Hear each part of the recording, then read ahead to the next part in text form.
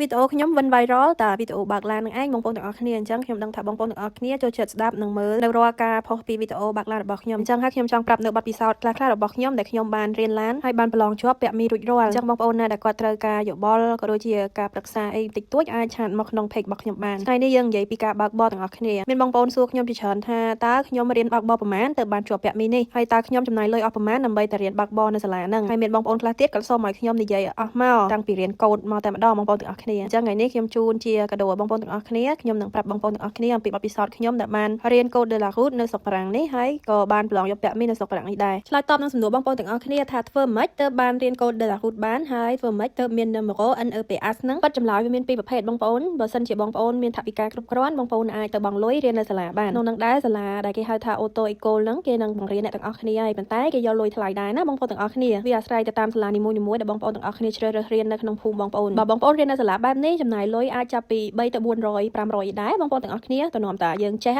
បានន័យថាយើងយក forfait ហ្នឹងគឺជាការរៀនតើតែយើងចេះតែម្ដងបាននិយាយឲ្យខ្លីទៅគឺជាការរៀននៃទ្រឹស្ដីការបើកបរដោយឥតមានកំណត់បងប្អូនទាំងអស់គ្នាហើយក្នុងការរៀននៅសាលាហ្នឹងគេមានគ្រូបង្រៀនគេត្រឹមត្រូវបងប្អូនអញ្ចឹងបើបងប្អូនពុកម៉ែគាត់អត់ចេះនិយាយក៏អត់ចេះស្ដាប់អីទេបងប្អូនអាចទៅរៀននៅសាលាទៅអាចល្អជាងអញ្ចឹងណាចំណែកខ្ញុំឯនេះវិញខ្ញុំអត់បានទៅរៀននៅក្នុងសាលាទេដោយសារទី1ថវិកាខ្ញុំអត់សូវមានទេហើយខ្ញុំអត់ចង់ចំណាយទៅលើការរៀននឹងផងហើយដោយសារតែខ្ញុំបានទៅធ្វើ information civic នៅប្រទេសបារាំងនេះហើយគ្រូក៏គេបានប្រាប់ថាបើសិនជាអ្នកអត់សូវមានលុយអីទេអ្នកអាចធ្វើស្វ័យសិក្សាហ្នឹងនៅតាមអ៊ីនធឺណិតក៏បានដែរអញ្ចឹងហើយខ្ញុំជ្រើសរើសរៀននៅតាម online វិញបងប្អូនទាំងអស់គ្នាកាលនោះដែរគ្រូបានប្រាប់ខ្ញុំថាឲ្យជ្រើសរើសយក seat មួយដែលមានការទទួលស្គាល់និងពេញនិយមបំផុតនៅប្រទេសបារាំងនេះគឺឈ្មោះថា seat Onica សម្រាប់ website Onica នេះដែរគឺបងប្អូនអាចចុះឈ្មោះចូលរៀនបានកាលពីខ្ញុំចុះឈ្មោះក្នុង seat ហ្នឹងគឺគេមានការធ្វើជា promotion បងប្អូនទាំងអស់គ្នាអញ្ចឹងហើយខ្ញុំចំណាយប្រាក់អស់តែ4.99 សង់ទីមទេបងប្អូនទាំងអស់គ្នាតម្លៃនេះអាចនិយាយថាមហាសែនថោកបងប្អូនបើធៀបជាមួយនឹងការទៅរៀនសូត្រនៅសាលាវិញនៅពេលដែលខ្ញុំបានចុះឈ្មោះ Angskill ក្នុង seat Onica ហ្នឹងហើយខ្ញុំក៏បានធ្វើស្វ័យសិក្សាខ្លួនឯងទាំងតាមប្រព័ន្ធអ៊ីនធឺណិតជាមួយនឹងបណ្ដាញសង្គមផ្សេង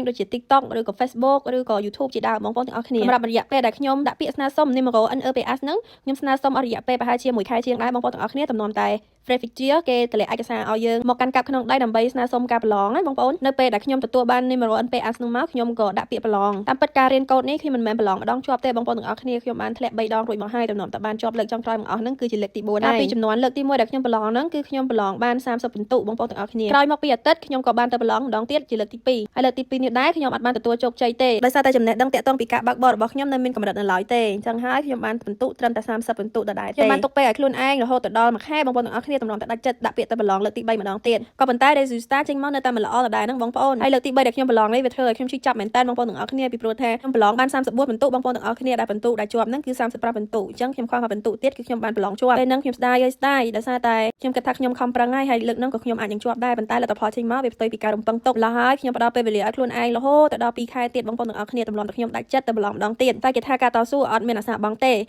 ចុងក្រោយបំផុតលើកទី4ដែលខ្ញុំទៅប្រឡងនេះខ្ញុំក៏ទទួលបាន35ពិន្ទុពេញយើងនិយាយសរុបអំពីទឹកប្រាក់ដែលខ្ញុំបានចំណាយក្នុងការរៀនក្នុងទ្រឹស្ដីការបើកបរនេះខ្ញុំបានចំណាយលុយអស់ប្រហែលជា124.99សង់ទីមបងប្អូនទាំងអស់គ្នាខ្ញុំអាំងស្គ្រៀលក្នុង seat Onica ហ្នឹងអស់4.99 សេនក្នុងរយៈពេល1ឆ្នាំហើយការប្រឡង4ដងហ្នឹងខ្ញុំចំណាយក្នុងម្ដងហ្នឹងអស់30បារ៉ូអញ្ចឹងសរុបទៅបើប្រៀបធៀបជាមួយគេអ្នករៀននៅសាលាគេអាចនឹងចំណាយច្រើនជាងខ្ញុំច្រើនសរុបរយៈពេលដែលខ្ញុំរៀនកូដ de la route ហ្នឹងខ្ញុំបានចំណាយពេលអស់1ឆ្នាំពេញតំណតែជាប់កូដ de la route នេះបងប្អូនទាំងអស់គ្នាសម្រាប់ព័ត៌មានលម្អិតធ្វើមិនទៅរៀនកូដ de la route ជាប់ហ្នឹងចាំខ្ញុំធ្វើវីដេអូផ្សេងទៀតជូនបងប្អូនទាំងអស់គ្នាថ្ងៃនេះសូមជូនបងប្អូនទាំងអស់គ្នាត្រឹមប៉ុណ្្នឹងសិនបានហើយអញ្ចឹងកុំភ្លេចណាបងប្អូនទាំងអស់គ្នាបើសិនជាគិតថាវីដេអូនេះមានប្រយោជន៍សូមបងប្អូនជួយ share ទុកម្នាក់មួយផងគោលបំណងដើម្បីឲ្យបងប្អូនដែលគាត់ចង់រៀនកូដ de la route ជាប់ហ្នឹងគាត់បានទទួលដឹងឮនៅព័ត៌មានដែលសំខាន់ៗសម្រាប់ជីវិតរបស់គាត់